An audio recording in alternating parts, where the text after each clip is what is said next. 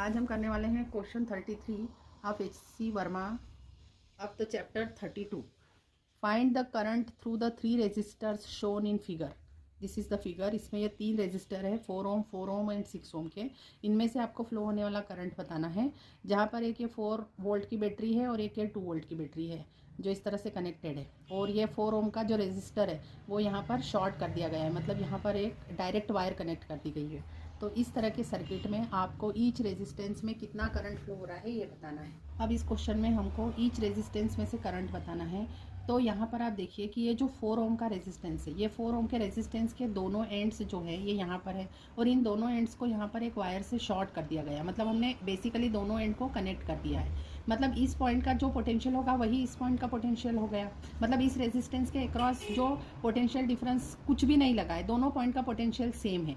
मतलब इस 4 ओम के रेजिस्टेंस में से कोई भी करंट फ्लो नहीं होगा। किसी भी रेजिस्टेंस में से करंट तब फ्लो होता है जब उनके दोनों एंड्स के बीच कोई पोटेंशियल डिफरेंस हो। यहाँ पर हमने इन दोनों को एक सिंपल वायर से कनेक्ट कर दिया है, मतलब दोनों पॉइंट का पोटेंशियल सेम कर दिया है, इसलिए इस 4 ओम में से करंट फ्लो नहीं होगा। तो यहाँ पर इसमें से जो करंट फ्लो होगा वो I0 होगा। ठीक है, ये तो क्लियर हो गया। और एक्चुअली ये आप इसको सर्किट में से हटा ही सकते हैं कि ये सर्किट में कनेक्टेड है ही नहीं। मतलब यहाँ से जो भी करंट फ्लो होगा वो यहाँ 4 ओम में से जाएगा, उसके बाद ये 4 ओम में से नहीं फ्लो होगा। उसको अगर एक सिंपल पाथ मिल रहा है तो वो उसी को फॉलो करेगा instead of following any resistance path.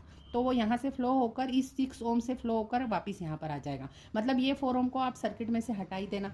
ठीक है, तो और इसमें जो फ्लो होने वाला करंट है वो 0 हो गया। अब उसके बाद हम कंसेप्ट कौन सा यूज़ करेंगे इसको सॉल्व करने के लिए, क्योंकि यहाँ पर 2 बैटरीज लगी है, तो उसको हम देख लेते हैं कि यहाँ पर देखिए आप, अगर बैटरीज इस तरह से कनेक्टेड हो, बैटरी का पॉजिटिव प्लेट और नेगेटिव प्लेट और दूसरी बैटरी का पॉजिटिव प्लेट और नेगेटिव प्लेट अगर इस तरह से कनेक्टेड होता है, मतलब नेगेटिव प्लेट से पॉजिटिव प्लेट कनेक्ट हो और पहली बैटरी का EMF E1 हो, दूसरी बैटरी का EMF E2 हो, तो आपका effective EMF E is equal to होता है E1 प्लस E2। इस केस में जब नेगेटिव और पॉजिटिव कनेक्टेड हो, लेकिन अगर इस तरह से कनेक्टेड हो, अगर नेगेटिव पॉजिटिव और फिर पॉजिटिव और नेगेटिव इस तरह से कनेक्टेड हो, मतलब आपकी दोनों प्लेट्स कैसी हो, सेम वाली कनेक्टेड हो, और इसका EMF E1 हो और दूसरे का EMF E2 हो, तो आपका effective EMF of the circuit हो जाता है E is equal to E1 minus E2। E1 minus E2 मतलब जो भी बड़ा होगा उसमें से दूसरा माइनस हो जाएगा, है ना। जैसे मान लो एक 4 वोल्ट हो और एक 2 वोल्ट हो, जैसे कि E1 है। यहाँ पर देखिए दोनों के नेगेटिव कनेक्टेड है, दोनों की नेगेटिव प्लेट कनेक्टेड है, मतलब ये इस तरह से हुआ।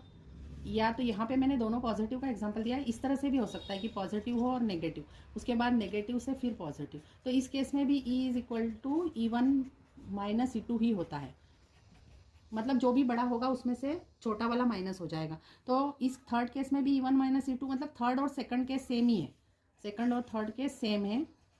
ठीक है, तो हमारा यहाँ पर ये वाला केस है, तो यहाँ पर इफेक्टिव EMF क्या हो जाएगा, 4 माइनस 2 मतलब 2 वोल्ट हो जाएगा, और ये वाली बैटरी के हिसाब से करंट फ्लो होगा, क्योंकि जो बड़ी होती है उसके हिसाब से फ्लो होता है। तो हम इसका इक्विवेलेंट सर्किट बना लेते हैं, जिसमें हम सेल लगाएंगे 2 वोल्ट का और ये 2 ही रेजिस्टेंस लगाएंगे।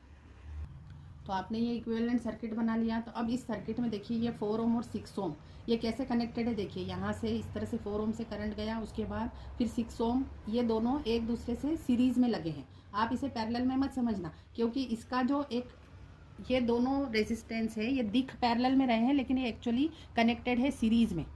सीरीज में क्यों कनेक्टेड है, क्योंकि इसका जो 4 ओम का दूसरा एंड है वो 6 ओम के पहले एंड से कनेक्टेड है, और 6 ओम का दूसरा एंड बैटरी से कनेक्टेड है, इसलिए ये 4 ओम और 6 ओम दोनों सीरीज में है। तो नेट रेजिस्टेंस कितना हो गया आपका, R is equal to 6 plus 4 ohm, मतलब 10 ओम हो गया, है ना। तो आप V is equal to IR लगा देंगे तो आप इससे करंट निकाल सकते हैं। 2 वोल्ट है आपका पोटेंशियल और करंट निकालना है आपको, और आपका रेजिस्टेंस है 10, तो आपका करंट आ गया 0.2 एम्पियर।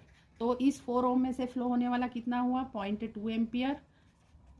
इस 6 ओम में से फ्लो होने वाला भी क्या हुआ, 0.2 एम्पियर। और इस 4 ओम में से फ्लो होने वाला करंट कितना है आपका, I इज इक्वल टू 0, इस 4 ओम में से फ्लो होने वाला। Thank you for watching the video. If you are liking our videos then please like, subscribe and share our channel.